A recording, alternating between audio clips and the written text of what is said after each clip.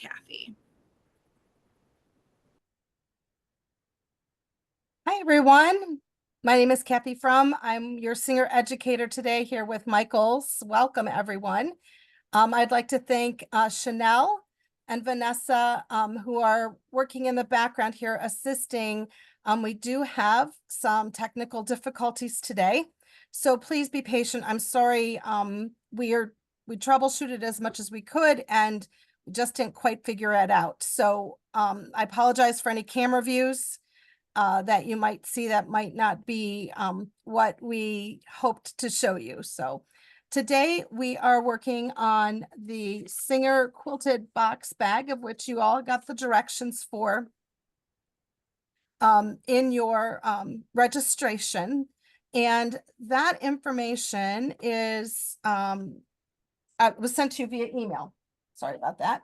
Because of our technical difficulties, my things are in a slightly different spot than I planned to. And I wanted to share with you our Momento first, okay? I know some of you probably have seen Momento in your store or at Michaels .com and might want to know more about it. So you can go to the Singer website through Michaels and be able to learn a lot more about it. We have lots of tutorial videos, everything from unboxing, how to start it, connecting it to your Wi-Fi, downloading your free MySonnet crafting app, which is what runs the Momento software. On my tablet here, this purple icon is the icon for crafting. Now, just in case some of you might have the Singer embroidery machine and have a MySonnet subscription, the crafting software is already part of that. So there's no additional charge for it. And in fact, you can use Momento without purchasing any software. There's a free version that will allow you to use it. Or you can do a subscription, a monthly subscription that will allow you to use all of the different files, the cutting files and the fonts. There's over 150 fonts in the paid for version. I think you get 8 to 10 in the free version. So there's a lot more stuff if you have a subscription, but you actually don't need one to make Momento work. So I've touched that, and I know this is not gonna go well for us with the lighting. Let me try to get you a better angle. Okay, if I do this, you can sort of see it better. This is what the crafting software looks like when we first open it. You know, Chanel, I think what I want to try is putting my tablet down and using the other camera to see if I can get a better view on that. If you can help me out with that, that would be fabulous. Okay. All right, we're going to be a little rocky road here, but let's see if we can prop that up a little bit. All right. So I've opened up my Momento software. Trying to see if there's a better, hold on a minute, guys. Hold tight. Let's see if, well, I don't think that's going to help either. There we go.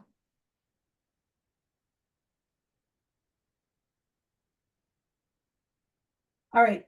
I can go, I can pick up my design from the device, which is my tablet, from our MySonnet library or from the vault. Now I've prepped this, so I've already gone to my, I've already put the design file I'm using, the cutting file I'm using into my vault. My vault is a free storage area that allows me to put things I'm planning to use next. And it makes it much easier to get to things. This first item here is the project for the quilted bag. You can see it over on the right-hand side of the screen over there. And I'm going to open it in Canvas. So let's give that a moment to open. And there you can see that I now have it open in my Canvas. The next thing I'm going to do is I'm going to go to my machine here. and I'm going to send it to my machine. It'll ask me what size mat. I know, I apologize for the glare on this. You probably can't see it clearly, but this particular project uses the 24 by 24 mat. And I'm going to use my rotary cutter blade. So I'll just touch continue on that. And then I can step through all of the information on the screen. Now we've done recently, I believe just about a couple weeks ago, a wonderful live with Meredith for Michaels on more basics on the Momento. So I'm not going to waste your time repeating that, but I would encourage you to go back to Michael's YouTube channel and watch that how-to video, because Meredith gives some great instruction on how everything works. And in fact, she shows loading a mat and everything. Unfortunately, due to my camera issues today, I'm not going to be able to show you loading a mat. But on the screen, you can see that the process says here to continue. And it tells me the mat wasn't found because over at my machine, it's waiting for me to actually load my mat. Okay.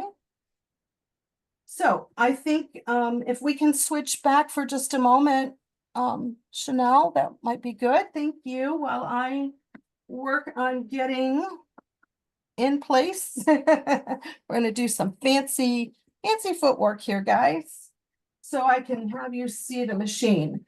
I'm going to show you the supplies needed first. I'll come back around to you here. So I forgot where I was at. Okay, supplies needed are 2 fat quarters or equivalent size of 2 cotton fabrics. You could certainly explore other fabrics, but I'm just using quilting cottons today that I picked up at my local Michael's store. I found this really pretty print and then this really nice blender. I just love these. They're so pretty. And we need a fat quarter of each. I bought yardage because I found the fabric in yardage. And then we need this foam. This is a Pellon product. It's a foam. And yes, I cut this on my Momento. This is my scrap. So you can see I cut that on my Momento. Couldn't get sharper creases or corners with it. This is called Flex Foam. And it comes in a variety of different fusible situations. You can get it totally non-fusible.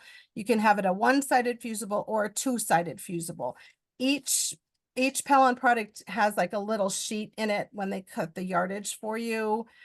Keep one of these. You don't need the whole 3 yards or whatever of it, but just keep one of them so you know which type you have. Okay. All right, and then Vanessa and Chanel, if there are questions that come up, just please interrupt and let me know. And I think I'm ready to switch over. Well, no, wait, hold on one more minute before we switch cameras. Okay, so I prepared a fused front and back, whichever one can be front. One will be outside, one will be the lining. And my Pellon, if I hold this here, you can see that foam, how thick that is. It's about 3 millimeters thick, and it went through the Momento.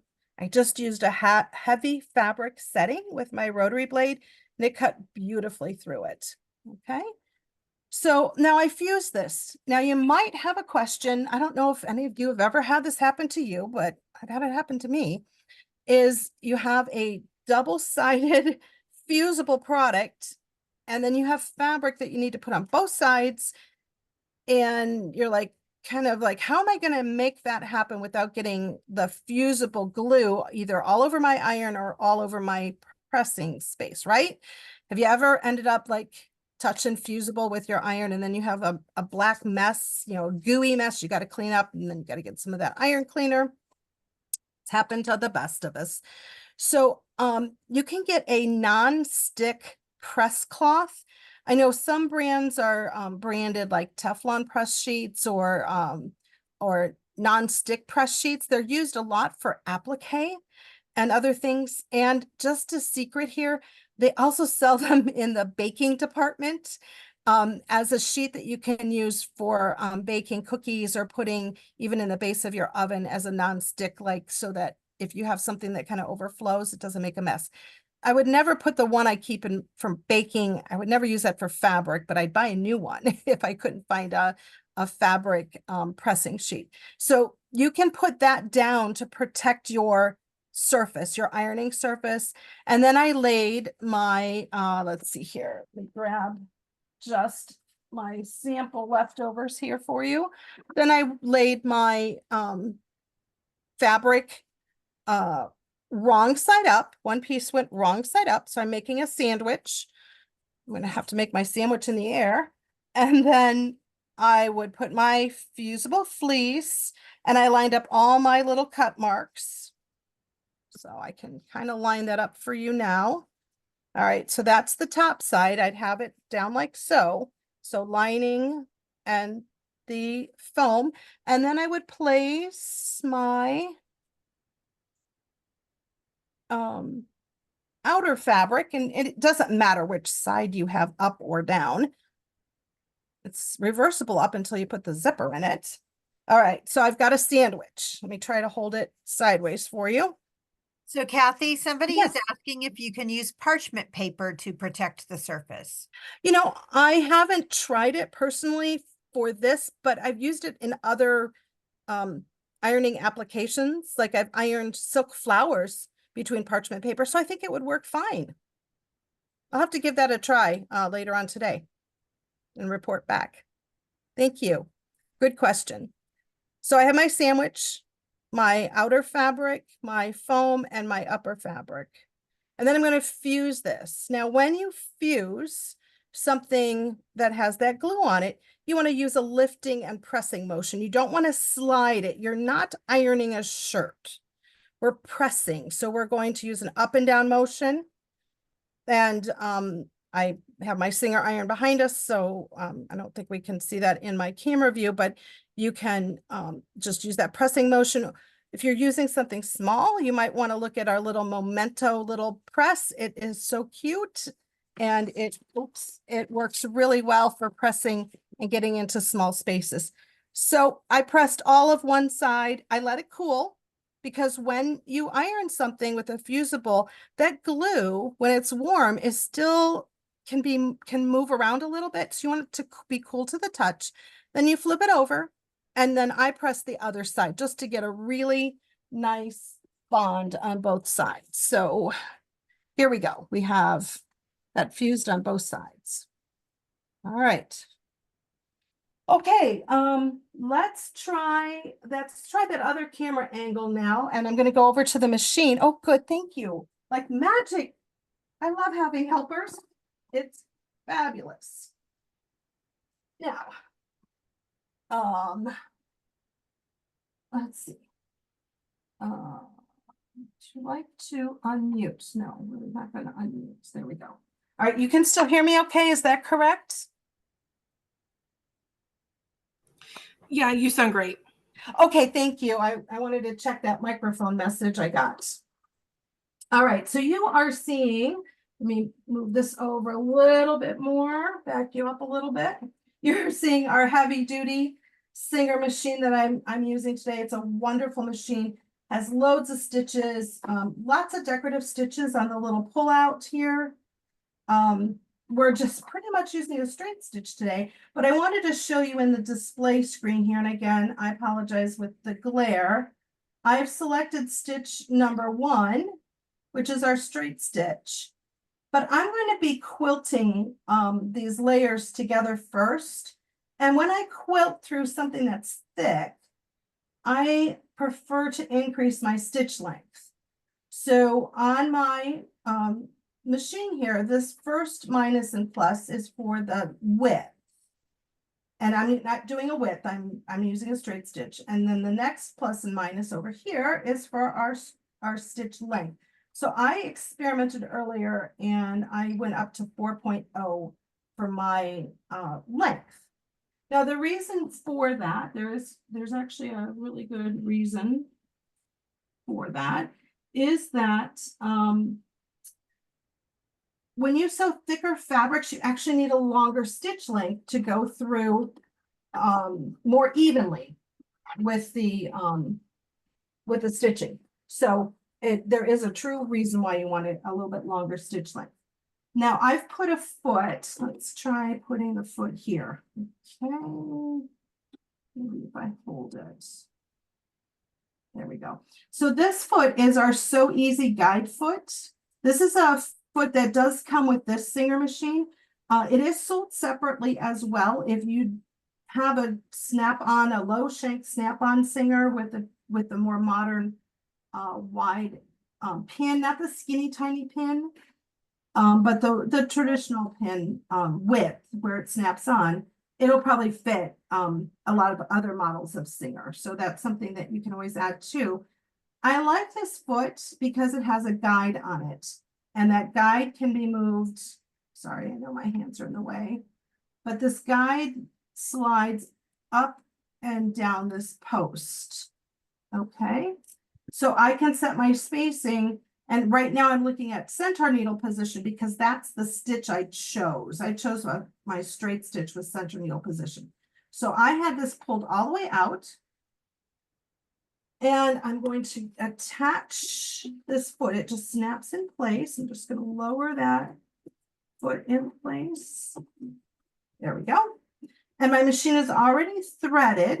Now, when you're doing a quilting project, this one's not too big, so you're probably just fine, but you might want to wind a spare bobbin ahead of time, just so that you don't have to stop in the middle and fill a bobbin. Whoops, oh, hold on. Sorry about that, guys. I went to move my machine and I changed my stitch. That would have been quite the surprise. Let me see if I can get a little better view for you. Alrighty. Now I'm going to take my piece here and bring it underneath the machine.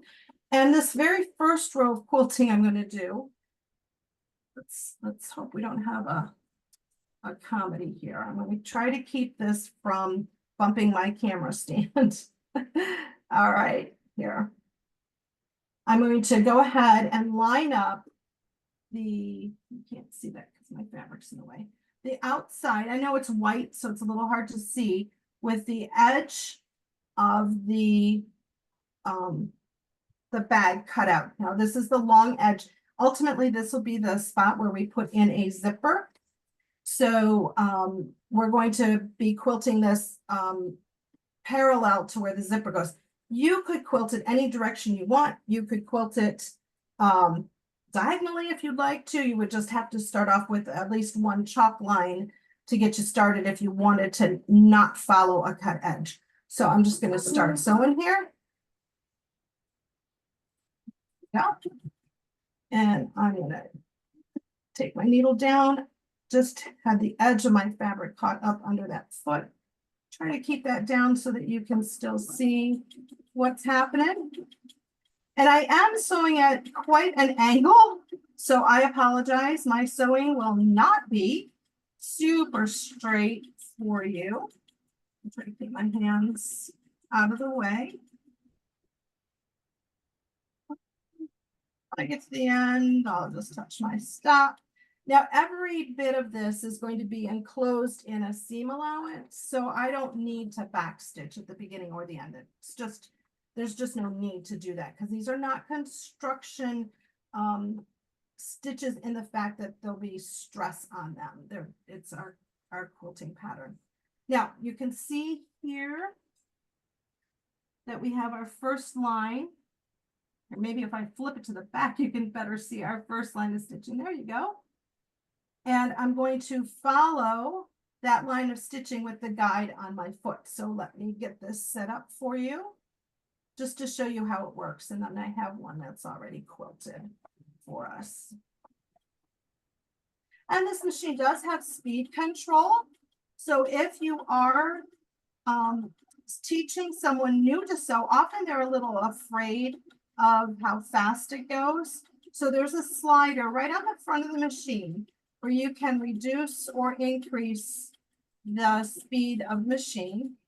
And you can either use this button I've been pushing up here, my start and stop button, or you can use the foot control. So we have a lot of options on this machine. It's a great little machine. All right, so again, I can show you a lot better on the back.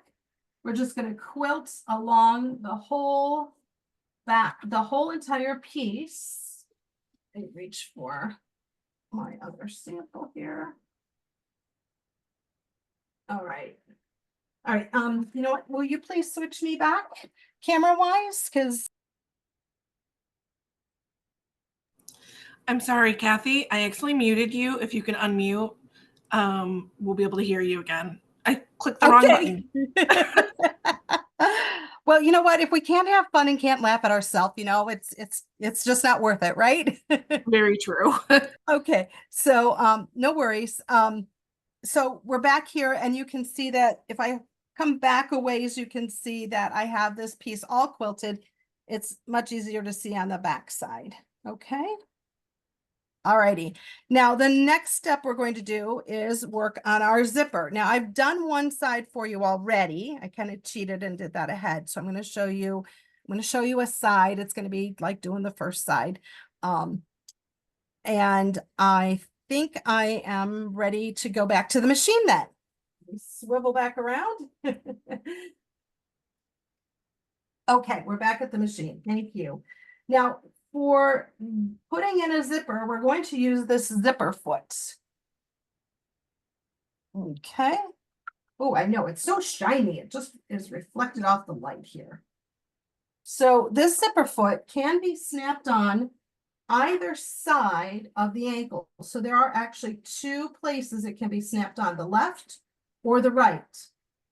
And you might be asking, well, how do I know what side I want to use? And it's going to depend on what part of the zipper installation that you're using at the time. Okay, so let me take off this foot, and it's real easy to take the foot off. There's a little lever in the back, and I just push it towards me. So I'm pushing it towards the needle, and the foot drops off. Okay. And I'm going to put the zipper foot on. Now, I'm going to think a little bit about this first. And I'll explain the zipper better in just a minute. But just to give you an idea, I'm going to be sewing my zipper face down to this piece here. So I'm going to take my foot. I do this all the time when I'm sewing. I'm going to take my foot and I'm going to try to decide, well, hold on a minute here. It's being a little unruly for me. I want to make sure you can see that. I'm going to say, all right, if I have my zipper foot on the right clip, my foot is going to end up on the teeth. That's not going to be a very smooth ride, is it? It's going to be bumpy. It's not going to feed nice. It's just not the correct choice. So if I snap my zipper foot on the left bar here, okay, right here's the left side, then the main part of the foot is going to ride on the flat zipper tape. Okay, so that's how I decide. And Hey, Kathy, while you're putting that zipper on, yes, zipper foot on, does it matter how close together you do your quilting? it does not. The bag is already fused, so it's not like the quilting is the only thing holding it open or holding it together rather. So you could do, mine's a little bit more than an inch, maybe 1.25 inches. You could certainly, it would still look nice if you went up to 1.5 to 2 inches apart. If you liked really dense quilting, you could certainly go smaller. Thank you. Great question, Vanessa. Alrighty, so now I need to think about my stitch on my machine. So I'm going to, because I was quilting before, I went up to 4. I think I'm going to reduce that to like 3.5 because I'm actually constructing this.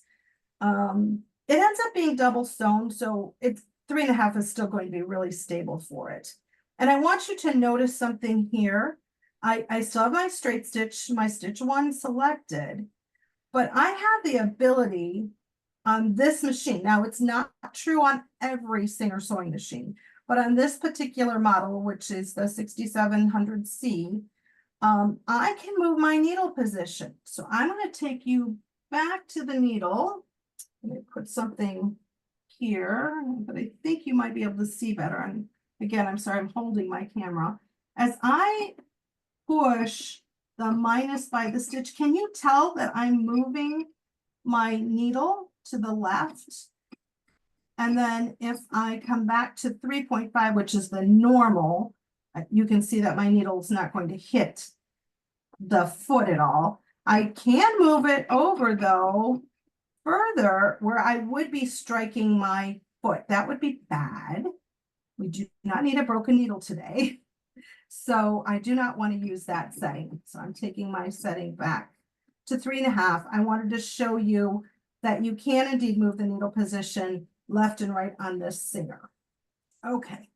Now try not to make it too dizzy, but let you be able to see what's happening here. All right. So like I said, I already put a side of the zipper in for you. Just did something I should have done. So give me just a moment. We have another question. I'm happy to answer it. I don't What right did? now. No, we're good. Did you say? We're good. All right, fabulous. I made a mark because I sort of jumped ahead of you guys. I made a mark on my zipper where it's going to line up with my fabric. Now, this is the point in time in which you must decide which is your right side. Okay. So I had already selected my my floral print to be my right side, which means I have to put the zipper face down. I have a second zipper here. Just reach for it. There we go. All right, I'm gonna use my presser foot as an anchor for just a moment here while I get this other zipper for you. So you can see that this is the tab for my zipper. So that's the side that faces out when you zip something, correct? So when I say the zipper has to be face down, the zipper tape has to go onto the right side of the fabric, which is my floral fabric here. And the pull tab is going to be face down to the fabric. Okay, there is nothing worse. Ask me how I know, than putting in a zipper, with the wrong side to the right side, because then you have to rip that out. There's just no way around it unless you can change which side is the right side. All right, so I have my zipper teeth facing down, and I just had lowered my presser foot earlier to be a little anchor for me. It's a little trick you can do like a third hand. And I have my foot lined up. I'm sorry, I have my foot lined up with the zipper teeth right here. So the back of my foot is going to ride along those zipper teeth. And my needle is in that center needle position. I'd actually like it to be a little more to the left, so closer to the zipper teeth. Now, here's another trick to think about. When you put a zipper in, the straight edge of the tape, this is called the zipper tape, where the teeth are attached, has to go along the seam that you're putting it on. The zipper teeth go toward the main part of the project, whether this is a bag or a skirt or whatever. So your straight edge to your straight edge. Okay. So I'm going to go ahead and move that needle over a bit more. And let me add a pair of readers to my vision. There we can see a little bit better. And my foot control has escaped. Come on back, please. All right, we're going to go ahead and start sewing.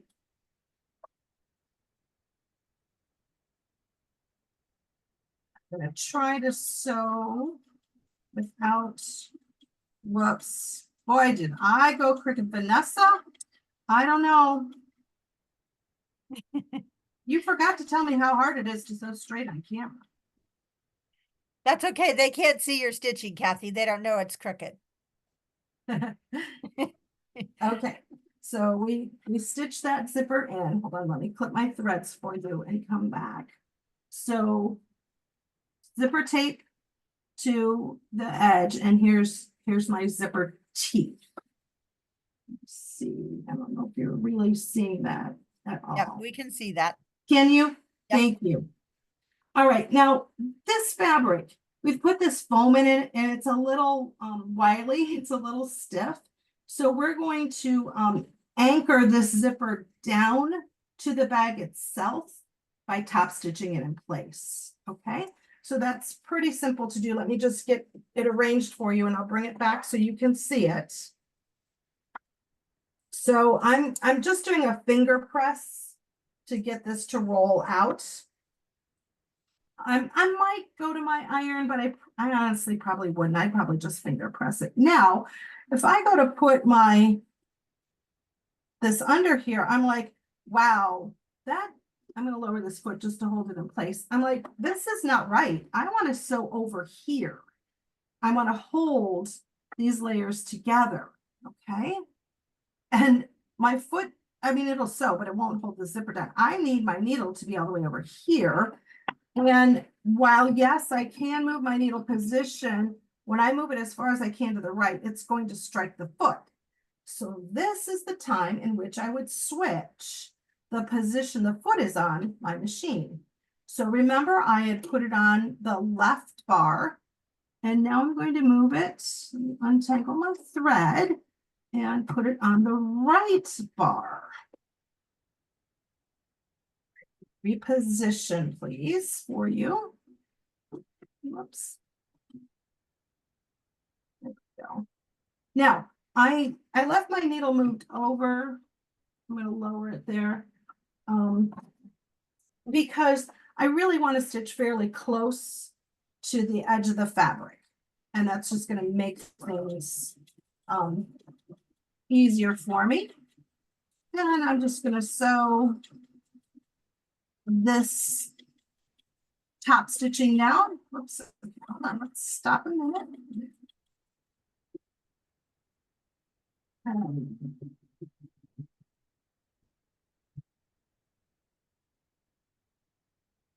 Whoops, I'm sewing crooked again for you guys. Sorry about that. Okay, we're going to clip our threads, and we do have a built-in thread cutter here on the side of our machine. Very handy and convenient to use. And I'm going to trim those fabrics up. Alrighty, let's see. Thinking about our next step, I think we should change cameras again.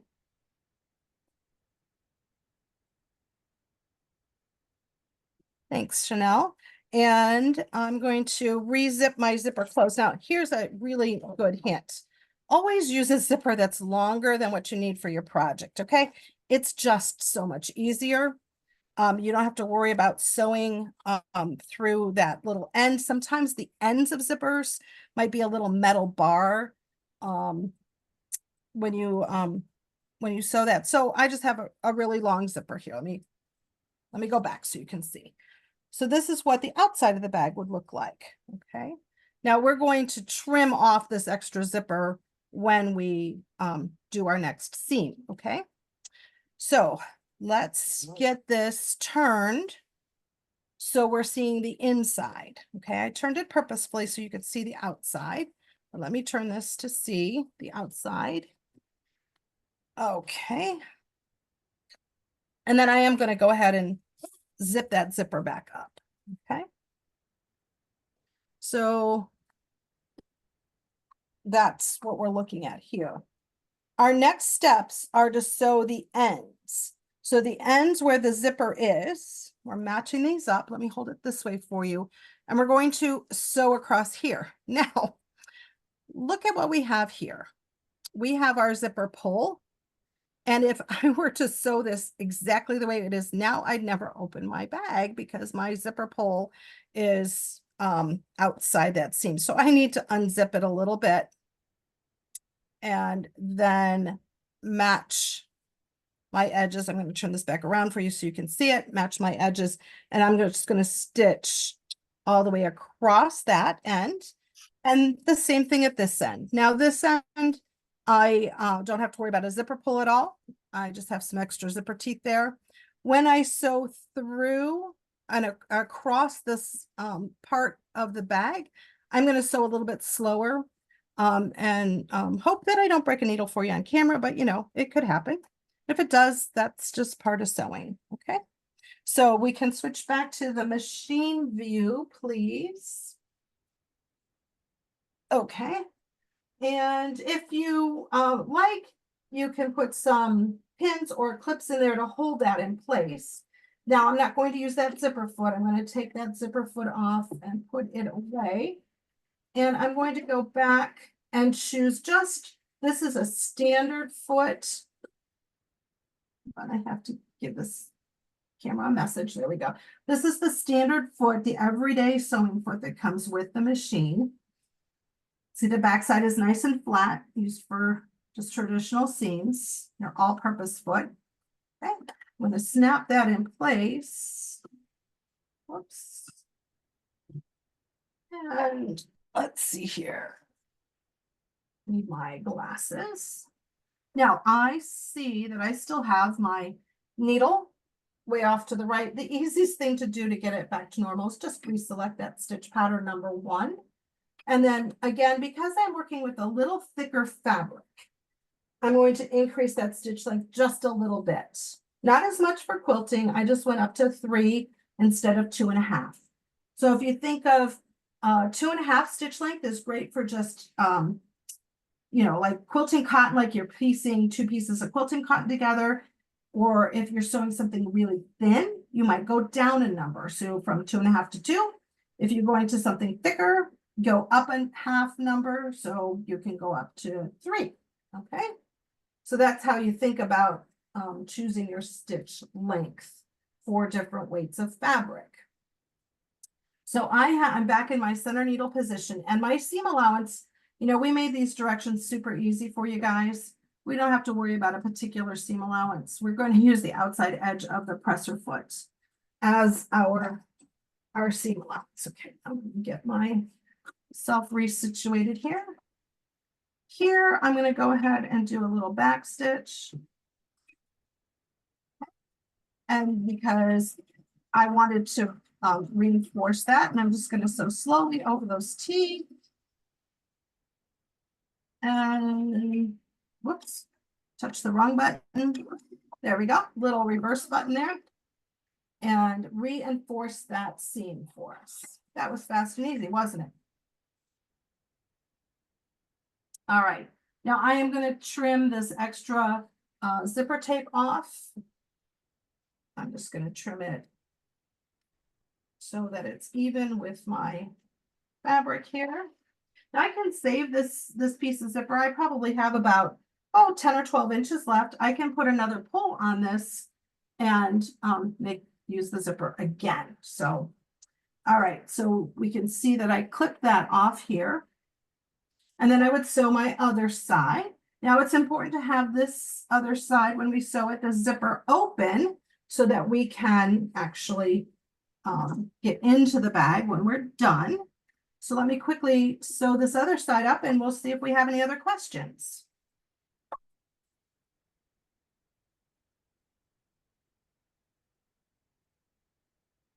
I don't hear any. I don't other see any other moderators, so I think questions right now. Okay, thank you. All right, let me continue to sew. Let me just.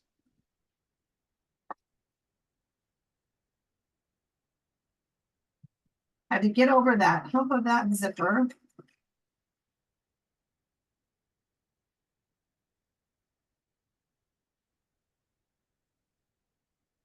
Okay, so here on this part, you can see that I've stitched over this end of the zipper.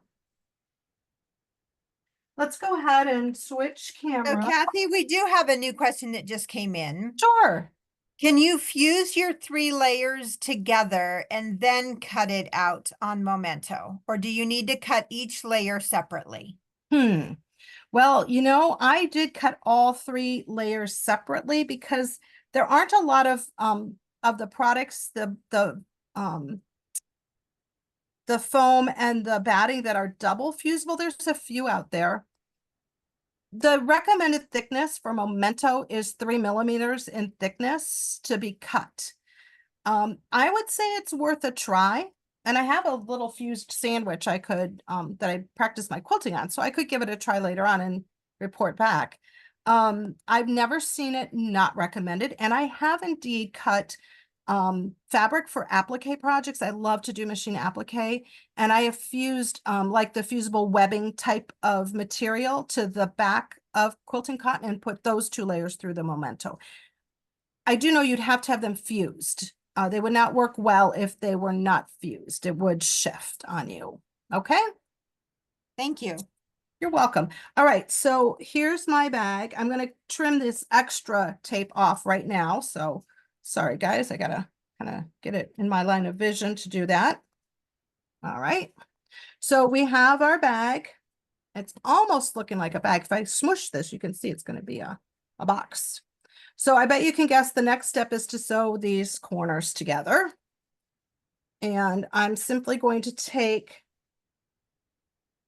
I'm going to call this the side seam and match it to the end. It'll almost form itself because of the rigidity of the foam on it. Okay. And then we're going to sew along this seam and the other 3 seams, and we will have our box done. So we can switch back to the machine camera. Thank you for doing all the work for me today. And you kind of have to manhandle this just because the foam has a mind of its own, and I'm trying to make sure you can at least see a little bit of what's happening on the sewing machine. I don't know if that angle's any better or not. But remember, this is the point in time. Boy, my foot control keeps moving on me. This is the point in time you want to make sure that that zipper is open, or else you're never getting back in your bag without using your friend, the seam ripper. All right, I'm just gonna open that seam, sew through that. That'll make that seam a little less bulky by sewing over it. Oh, and I left my scissors around the corner. Oh, but I have my handy dandy thread cutter. Okay, one side done. Flip this over to do the other side. And we'll make quick work of this, guys. Now, these seams are not finished, but you could finish them if you have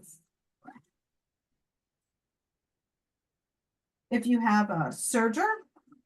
You could serge them, although I would remove those extra zipper teeth. I wouldn't serge over those. I wouldn't want to damage my knife blade. I could use an overcast stitch on my Singer. I have a wonderful edge finishing stitch on my Singer. Or if you wanted to, oh boy, you guys can't see anything. Sorry about that. You could cover the, well, we're going to have that one. I'll have to fix that one later. Let's see, what was I saying?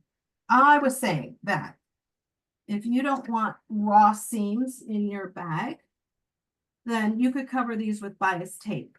Okay, I've seen a lot of bags made that I've seen in the store for sale that cover it with bias tape.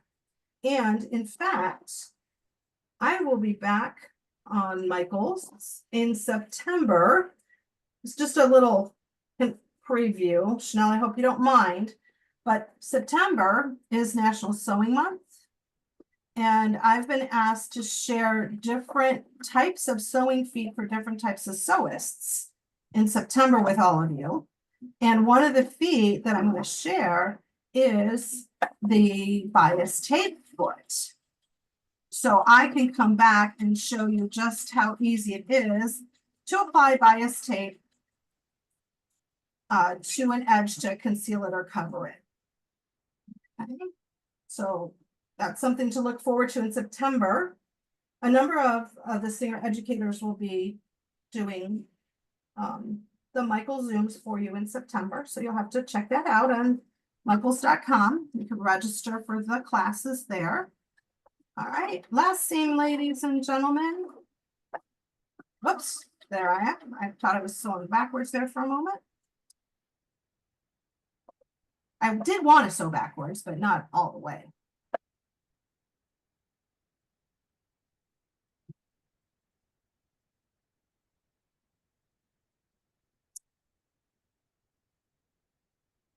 First there, stop with my presser foot. Okay, so we've done all of our seams. Let's move us back to the other camera. So very quickly, inside of less than an hour, we've gone from a flat piece. Now, of course, I pre-quilted my piece for you before. We've gone from this flat piece to our little quilted box. So let's go ahead and reach inside the bag and unzip it the rest of the way. So now it's easy to flip out and open.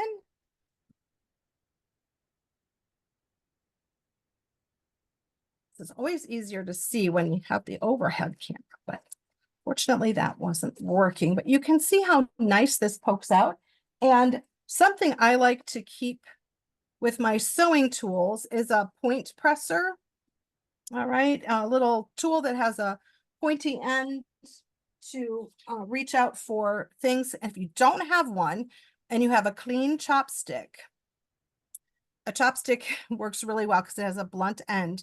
You never want to use your scissors. The points of those scissors, I've seen too many times where people like push too hard and they like rip right through corners, whether it's a collar or a pocket or the corner of a bag, you know, whatever it is. But you can see just by poking with my chopstick, it works really easy. And there we go. We have our zipped bag. So from this to this in under an hour, even with our late start. What kinds of questions do we have, Vanessa and Chanel? Really, the only other question, Kathy, and I don't know if it's possible with our camera issues today, is if they could see the Momento cut. Oh, I don't know, but I could try. Let's see. I said I wasn't sure we would see it very good. but Right. I am willing to try, Vanessa. Okay. All right. So I have a mat already prepared. Let me simply, my Momento went into sleep mode. That helps my, keeps my lights burning nice and bright. We'll need to switch cameras. Okay, here's the Momento. All right, now for now you're gonna see a close-up of stitches while I have to use two hands to do some things here, guys. First off, I'm gonna wake up my my app here. Okay, and I'm going to just show you. Go back home. And let's see. What do I want to show you to cut? I think, Vanessa, it might be easiest if I just show them one of the shapes that's part of the built-in. Yep, that would be fine. Will that work for you? Yep. all? I think that would work. Okay.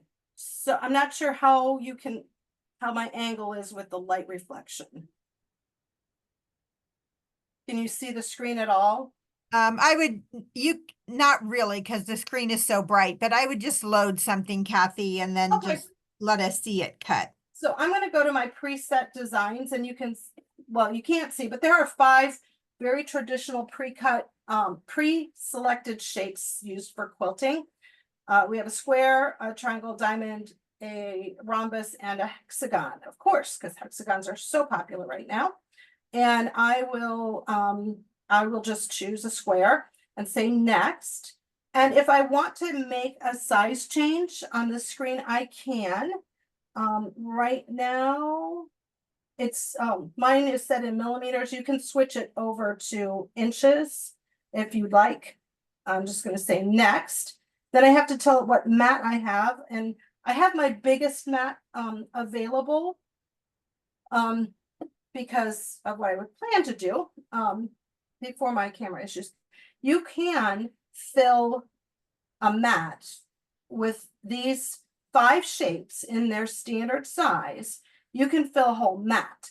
So if you wanted an entire mat of, like, this is a 2.5 inch square, I could cut a lot of 2.5 inch squares and my biggest mat.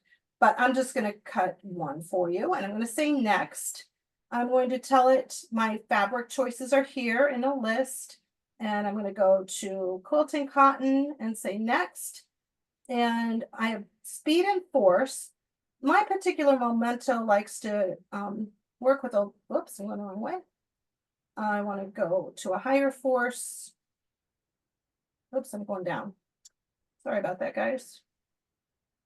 This particular fabric I have ready. Let me put it that way. When I was doing a test cut, I needed to bump it up a little bit. Tells me I'm rotary blade or your knife blade. I want my rotary blade because I'm cutting fabric.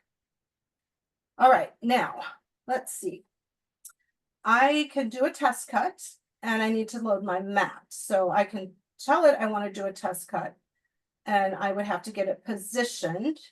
So I'm trying to think how I'm going to do this. So for a minute, you're going to look at my sewing machine. Look at those pretty numbers.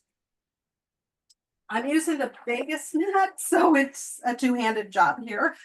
And I will promise I will come back to you. Whoops.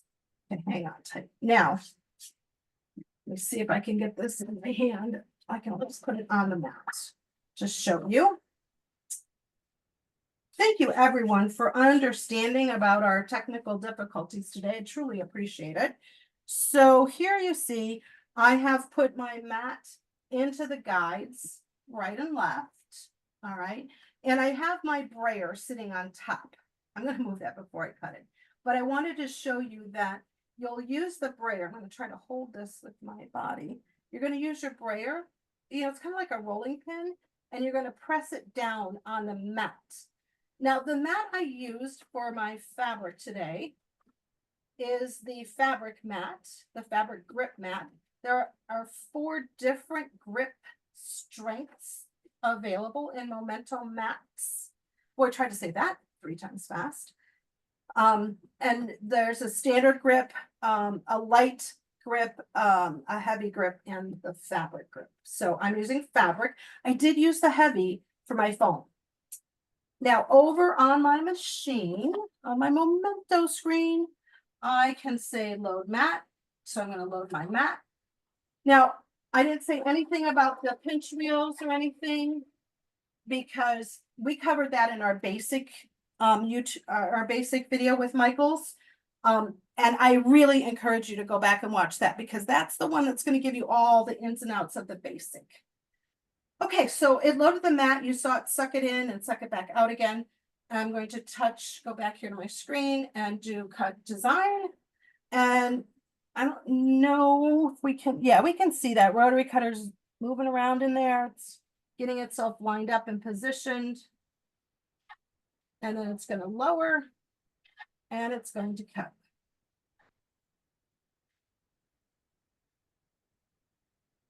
Oh, and I may have not, I did not have my fabric all the way to the top, Vanessa. So we kind of didn't get the best cut that we could get. If we can switch cameras back now, that would be fabulous.